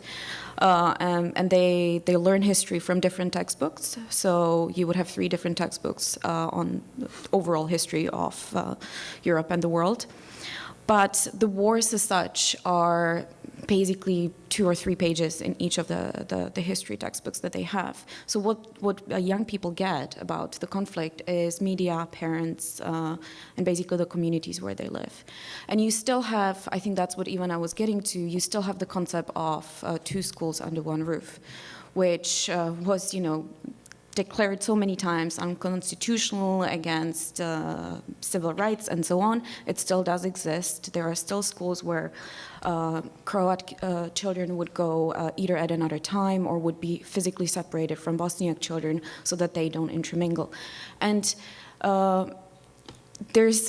this is, as Yasmin says, this is not really irrational. This is a very rational and pragmatic strategy how to educate a new generation, which would basically be just as nationalist or even more nationalist than the current leaders of Republika Srpska, Federation, or Bosniaks and Croats, that they would basically keep the country separate. So it's the Roman dividend impera, so keeping them separate, educating generations that are going to be in their minds also separate, is going to maintain the current even constitutional structure. The tricky part is that you cannot really reform this. You cannot create a unifying education until you get to a constitutional agreement. So it's this Bosnian trap. It's a catch-22. How do you do that without doing the other? And it's pretty much impossible. But what I also wanted to say, and we briefly touched upon last night, is that what is happening 7 years ago, I would have been more optimistic about the new generation in Bosnia growing up. Today, especially traveling around more remote areas outside of the urban areas, you would encounter children that have, or young children, teenagers that have never been to Sarajevo when they're in Republika Srpska, or that have never been to Banja Luka when they're in the Federation. As a matter of fact, last year, the Republika Srpska Ministry of Education made a decision that RS kids would not be going for their school trips to the Federation, and their #1 school trip would be to Belgrade, not to Sarajevo. So many of them really have never been to the Federation, they have never been to Sarajevo. So this is the situation that we're dealing with. So briefly about holistic networks that you mentioned that are very much in connection to organized crime. And the way to address it would probably be freeing the media, because currently politicians, organized crime, and big businesses are pretty much controlling the media in the region. Just that point. And then about Vučić and Dodik, I think that we should, it's clear by now that Vučić is a master of marketing. The running joke in Belgrade is that journalists don't call him prime minister, but PR, which stands for public relations. So, seriously. So one thing that he does Dodik is simply his prop, I think. Analyzing media situation in Serbia from the States. It's really schizophrenic. Like there is one message which is which you can see in Serbian media that is there for inside consumption, and there is completely different, many times like really different one that goes to outside world. So what's in Vučić's mind is who knows? We'll see. But I don't think that he is really buddy with Dodik. I think James just very briefly wanted to jump off Jesse, and then we'll throw it over to Dario. So James. I just wanted to build on something that Yasmin said that I thought was a brilliant idea, and if you don't mind my developing it a second. You mentioned spaces of light, identifying spaces of light, places that we can work with to identify these spaces and build on those. And I think that's a great concept. The thing that jumps to my mind is that I'm not seeing many, and I may not have the accurate picture on this, and if I don't, I'd ask that someone correct me, but I don't necessarily see any of the donor efforts targeted at some of these spaces of light in the most productive manner. I may be wrong on this, but one area that jumps to mind immediately is I ask myself about youth. We're looking to build new generations, and I look at the city of Sarajevo and the huge number, since they put the bus line in down to eastern Sarajevo, the huge number of people, of youth from Republika Srpska, part of Sarajevo, who spend their weekends in the city of Sarajevo socializing with Bosniak youth, and wondering how can this be capitalized upon, because they clearly have interests that are common. They clearly have a common viewpoint. We see more and more of this socialization going on. I'm wondering, how can we build on these? Because this is one of the rare areas in Bosnia where we actually see this happening. Anyway, it was just an idea. I thought it was a really good idea. And maybe some of you out there have ideas or could explain to me initiatives that are underway to do this. Very good point. Dario, please. Let me be a, can I say it? Let me be a party pooper, James. Well, we can't use that language. By having Serbian youth going to Bosniak part of town and mingling with Bosniak youth, you don't actually get anything but the notion that they listen to the same music. And I'll give you an example. A predominant majority of Croatian youth listens Serbian turbo folk, which is 1990s disco version of folk music, if you know it, and most of them are rabidly nationalistic and hate everything Serbian. So, but they don't hate the Serbian music, of course. So I would be, but maybe there's something different in that. The direct contact makes a difference. Right. Yeah, that's also true. Let me. I'll answer Joan's question, and then Ivana's, but I'll answer Joan's questions by giving a slightly different vignette. I can't talk about education of youth in Bosnia and Herzegovina, but I can talk about education of youth in Croatia. 2 months ago, or a month ago, there was a paper published on survey done on Croatian senior high school students, so 17, 18-year-olds, who are just going into the university education. and around 52% of them thought that Croatian Quisling government during the Second World War wasn't fascist. Around 50% of them thought that homosexualism is a disease. Around 60% of them thought that people who identify as LGBT shouldn't have a right to publicly profess their LGBTism. And the conclusion of sociologists that did the survey was that this generation of Croats is less tolerant than the previous generation of Croats. So this is the youth of Croatia is less tolerant than their own parents, which were intolerant to begin with. If that happens in a country which is, I granted, homogeneous in the sense that there's 94% of Croats, so there is no dissension of the correct history or correct education, I can't be very optimistic that a country which is so segregated can put their faith in the youth of the future. If you understand what I'm saying. And even it is really, really easy to change Dayton, quite easy. There are born rights or born powers that a high representative can use in order to influence the members of political elites. They don't want to do it because they think it will not help democratization of Bosnia and Herzegovina, that the democratization of Bosnia and Herzegovina will be best promoted if we put conditions on the future path of Bosnia and Herzegovina, and then the society will force them and use the bone powers through population. But you can't really, if you remember, the idea behind Nixon going to China was that if we open economically, eventually the Chinese society will change, and then the economy will drive democratization, and economy will bring democracy. I'm not sure that happened.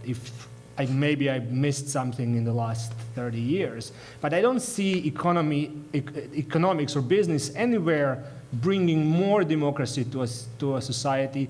If we talk about it, they bring maybe less democracy in a society because they corrupt societies which are weaker and don't have political culture. In that sense, we can't really see that conditionality set by European Union will do anything good, because the point of political elites in Bosnia and Herzegovina, maybe in Kosovo, I can say, in Macedonia for sure, is not to enrich the society, but to enrich themselves. So as long as Yasmin put it rightly when he said it's a Baja culture, it's a big man, strong man culture where whoever is the strongest one gets all the spoils of political office. So in that sense, you can't really be nice to a strong man.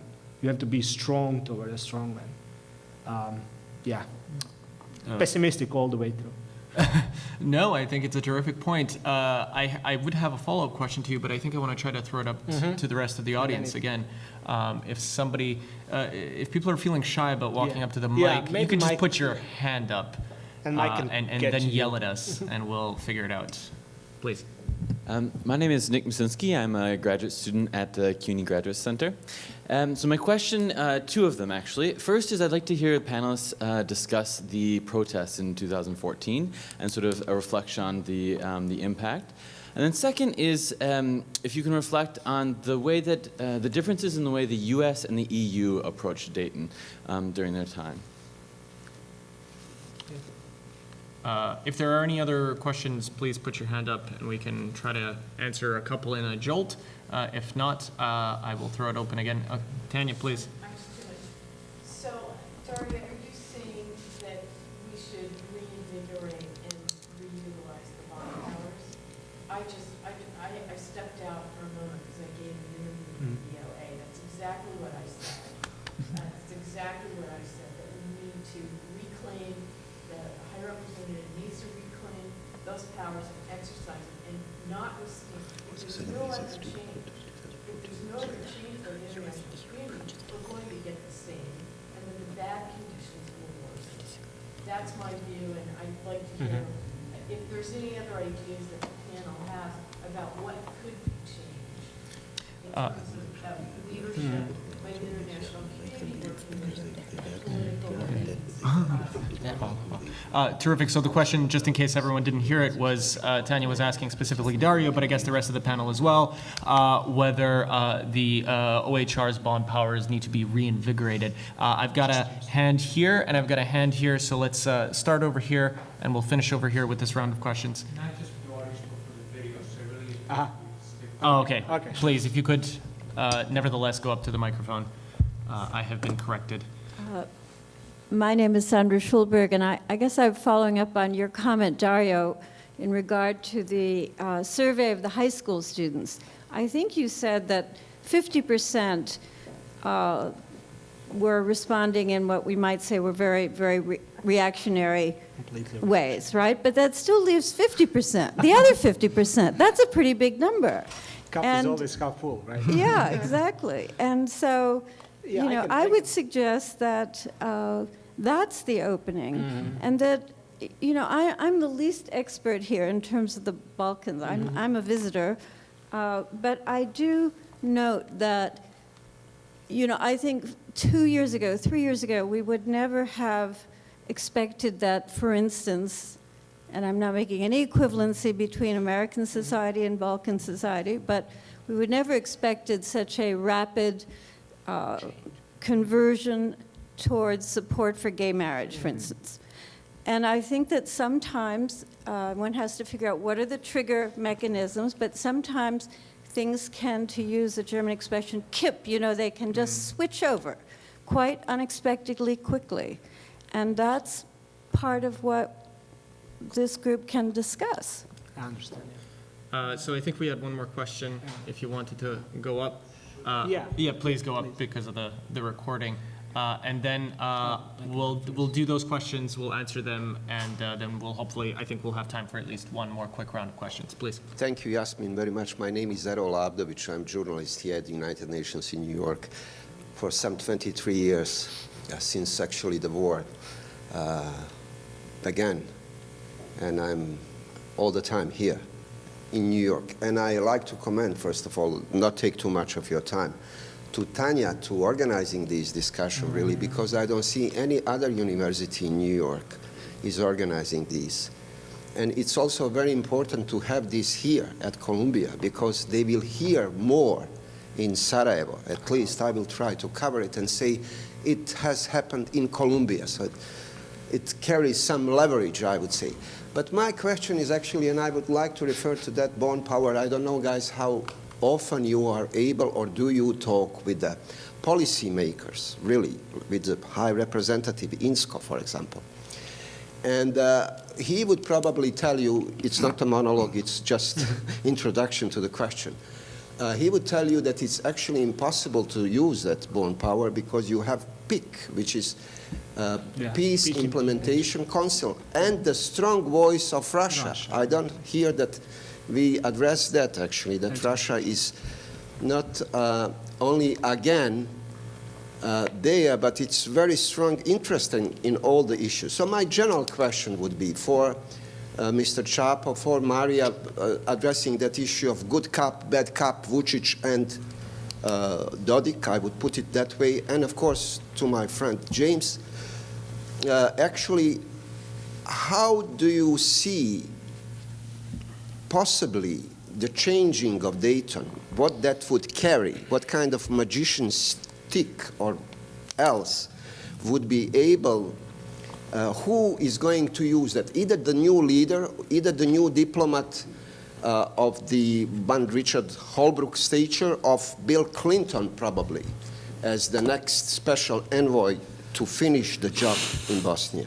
That's all. Thank you very much. Terrific question. So we've had a couple questions vis-a-vis the OHR I'll throw a little further oil on that question, and I think it's a good dialogue between Dario and James in particular. James, of course, I mentioned the piece earlier in foreign policy, which touched on, on the referendum threat in the RS now with the Dodik administration threatening a referendum on the judiciary in Bosnia and Herzegovina. And we also talked about the Democratization Policy Council, who have been writing about this for several years. Would you agree that we're headed for a little bit of a dangerous scenario in that the OHR knows that it cannot actually use its bond powers because it physically, materially does not have the means to carry through that decision? If Milorad Dodik says to the OHR after the bond powers are used, make me, they can't. And at that point, Dayton is done, right? The agreement is effectively suspended because the key sort of aspect of it no longer exists. So I'll throw that one open to Dario and James. Maria can jump in. Jesse, I strongly encourage you to jump in as well. I think you have comments on this. And maybe towards the end, I'll throw out a few things about the protest, which I think is a huge question as well, lingering in the room. Please.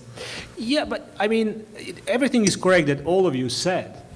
But in the end, you'll get something. Okay, they will not be able to use bomb powers because they don't have muscle power to do it, or because Russia is is blocking them. But then you know that there is no more bomb powers. You know there is no more office of the High Representative, and you basically know there is no more Dayton. So you know you have to do something. This lingering isn't doing anybody any good. I'm not saying that the bomb powers and then the OHR is a positive example of everything good in Bosnia and Herzegovina. I'm pretty sure, I'm not an expert, but I'm pretty sure they did more bad than good. We saw yesterday in the movie one of the prosecutors of in the ICTY, the young guy who annoyed me to the hell, so I couldn't remember his name. He said, well, at least ICTY provided a new generation of politicians to come and to try and make something out of a bad situation. I would be pretty inclined to say that I can't see Milorad Dodik being better than Momčilo Krajišnik. I can't really say that.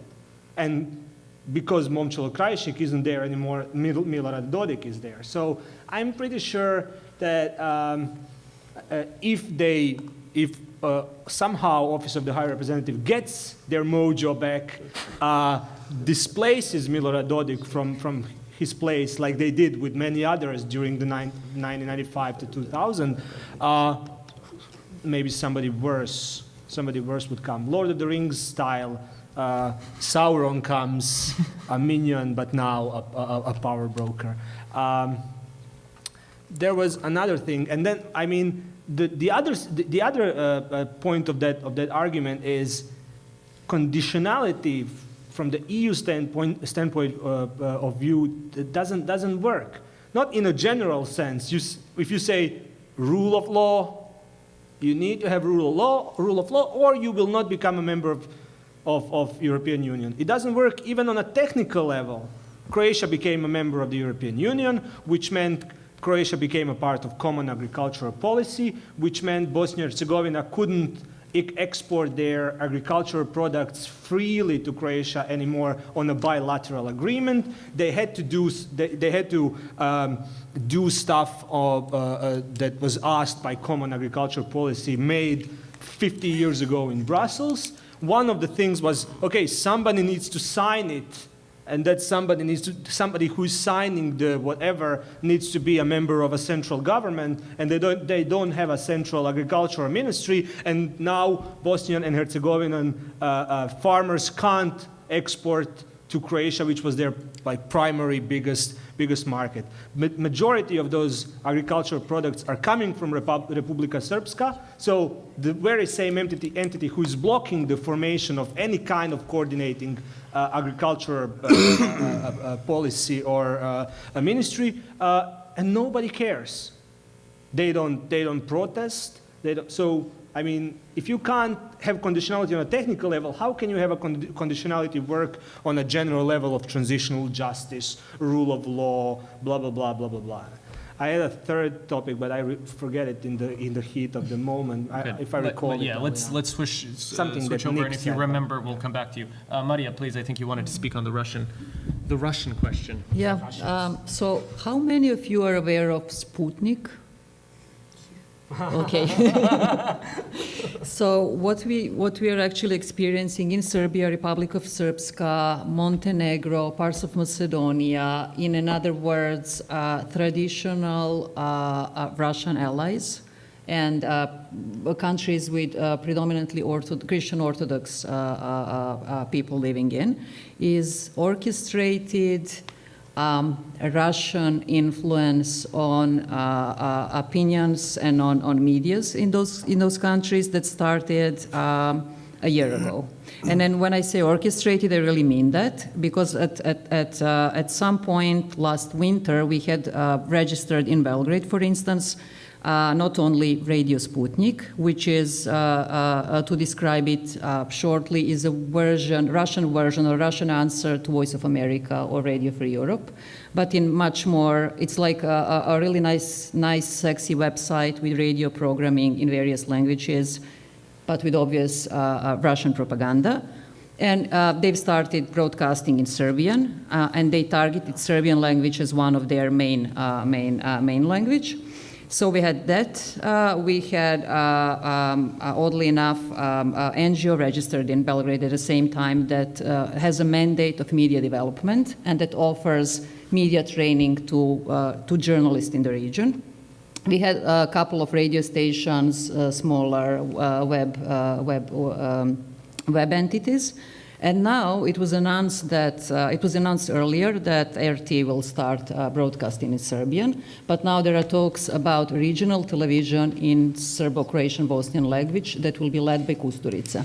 So, in other words, and then again in Montenegro we have 20 plus radio stations that target, again, Russophiles and broadcast in Russian and in Serbia.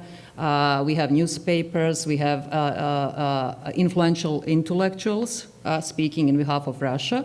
And there is that acute sense in parts of Serbian populations, if you will, that Serbian people has to choose between the West and Russia.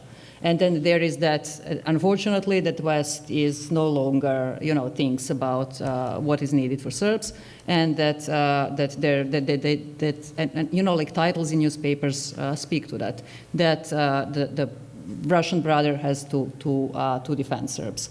So, and amazingly, all of that is still beyond the radar. Amazingly, there are no reports about that, except for maybe one in Western press. So. I just wanted to throw that out. Thank you very much, Maria. Great context. I think the Russian angle is hugely important to this. James, I think you can take it from here, please. Okay.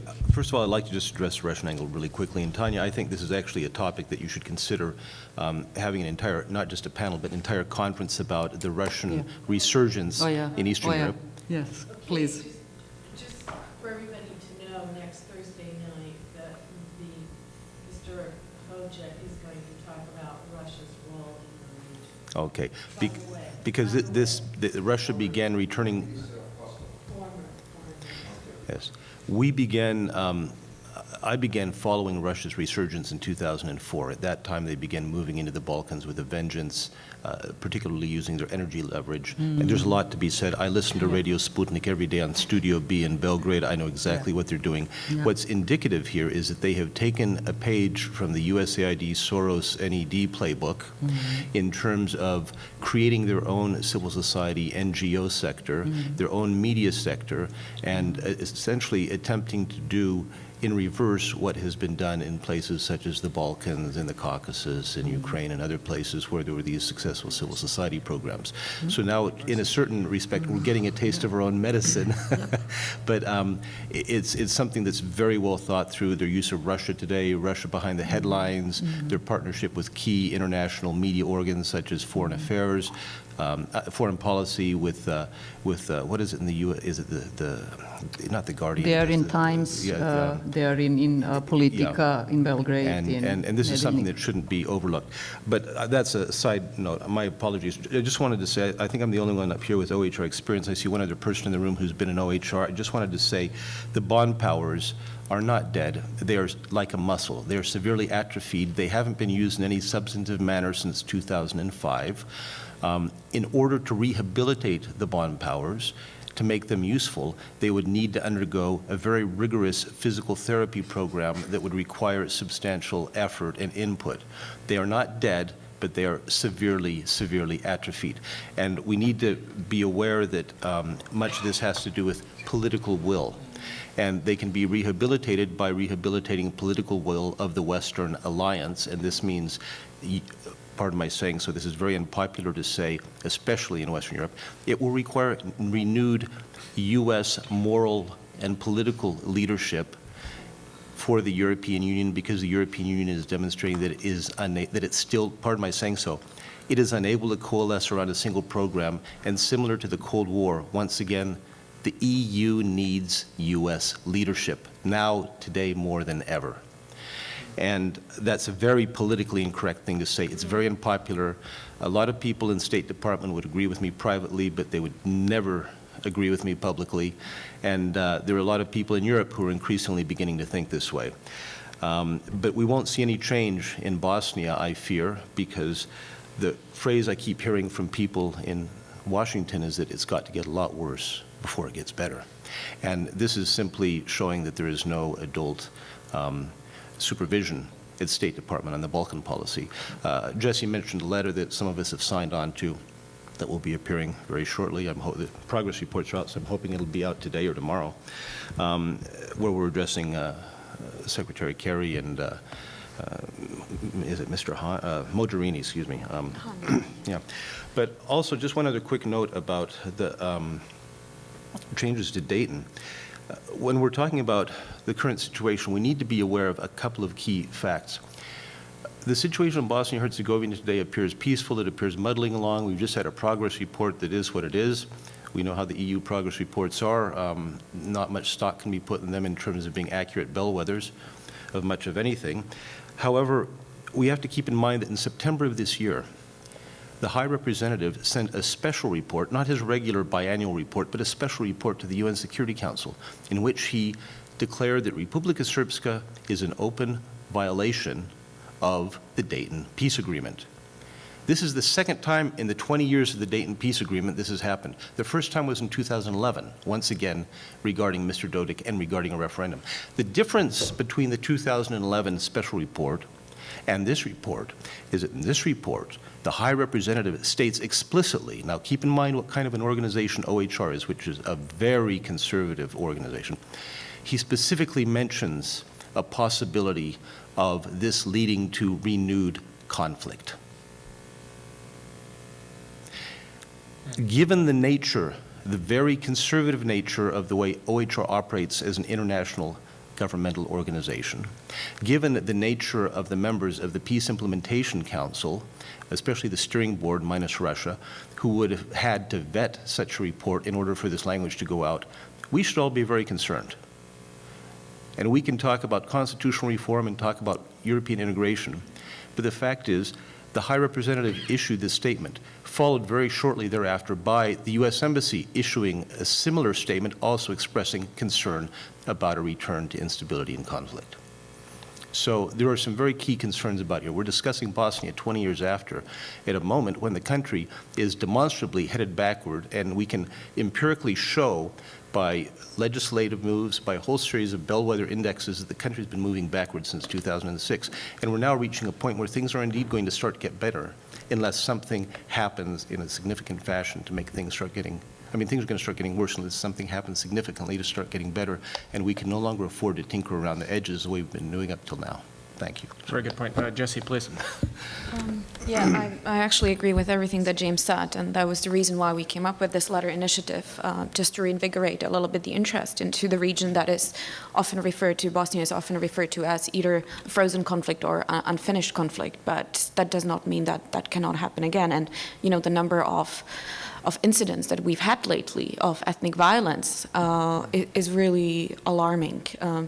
What I also just wanted to say is that there is, when we talk about conditionality, there is of course the EU conditionality, and I share a very pessimistic view about EU conditionality, especially in Bosnia-Herzegovina. There's this saying in Bosnia, so BIH, BIH in Bosnian is an abbreviation for the country, and there's a saying that people say, ja bih u European Union, I would like to in the European Union, but it's more like it will never happen.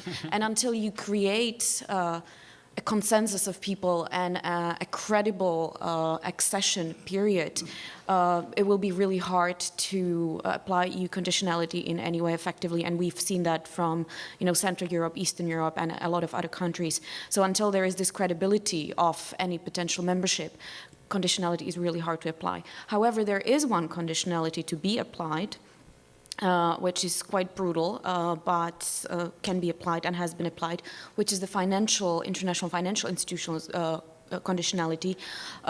You know, we all know that Bosnia-Herzegovina is pretty much on the verge of bankruptcy, and it sustains itself via remittances, and it sustains itself especially via IMF loans. And IMF has been threatening quite a lot that those loans will not be granted unless certain reforms are done.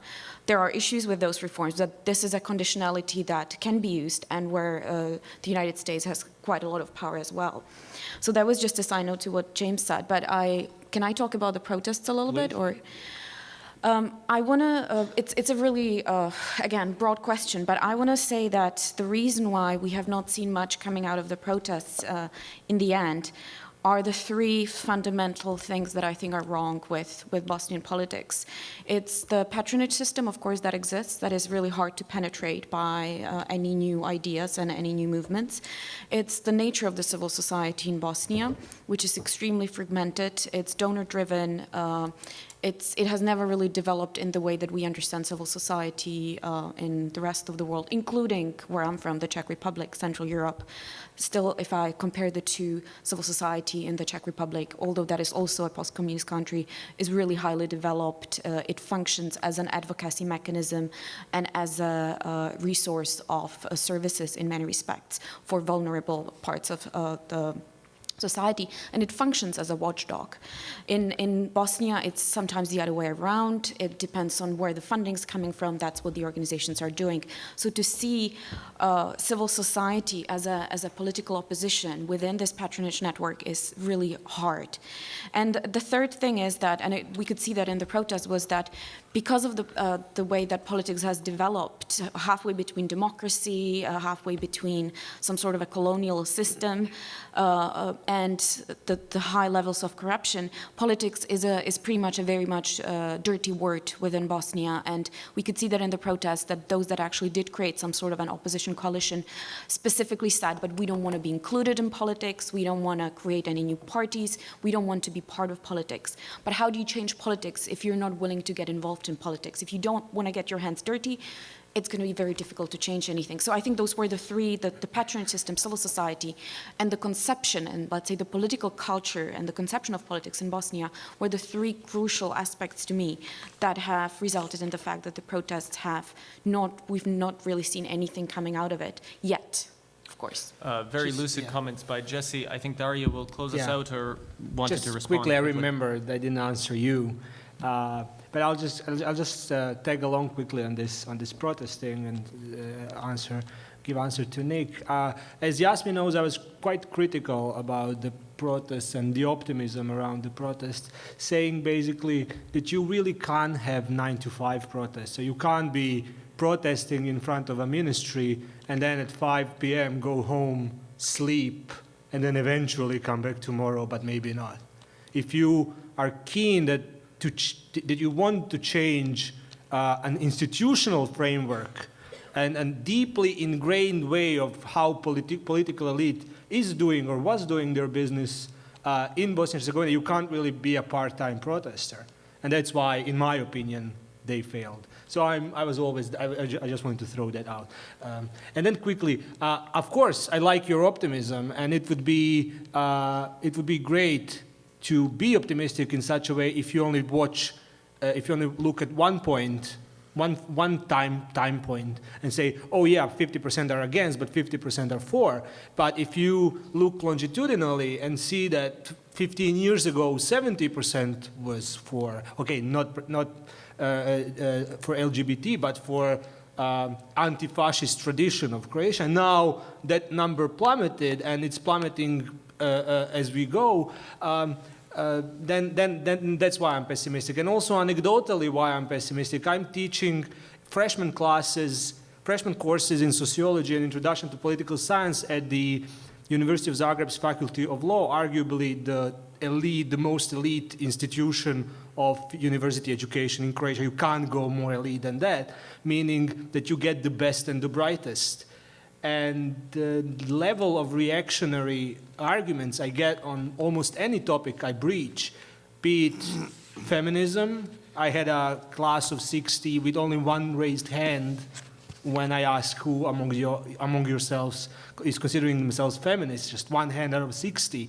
The ideas about refugees, that they will rape our women, pillage our national goods, destroy our Catholic way of living or society or whatever, are not giving me any reasons for optimism. But maybe, you know. Thank you, Dario. I will very quickly... You have questions? No, we can't because we're out of time. So we're gonna, well, I mean, we can take a democratic vote on... Well, we are, yes. We have a second panel. I'm going to close this out right now. Thank you very much for all the questions. We can talk during the break. I would just say one very thing finally on the point about the protests and optimism. I think it bears repeating that Bosnia-Herzegovina is 20 years beyond a war that killed 100,000 people. We had genocide, we had concentration camps, we had ethnic cleansing, we have 20,000 plus women that were raped during the conflict. For a society 2 decades removed from that, to have its first major protest effectively, and be in the process of basically learning how you do everything from the ground up, and then convene public assemblies where people, for the first time in 20 years, are able to speak to one another. I don't think that can be belittled. And I mean, I think Jesse is absolutely right that it's a long-term process in terms of seeing what will happen out of these protests. And the point that actually needs most bearing out of what Jesse said is this notion of Bosnia's impending bankruptcy. Because when the money's gone, and the oligarchs have no more pocket change to buy social peace with, which is what the referendum in the RS is about, then we're going to start seeing democratic options again on the table. Thank you very much. See you in 20 years about Dayton as well. We'll reconvene at 15:2. 11:30. So there's coffee out there and there's food. You know, very good. Yes, let's give them a hand. Yes.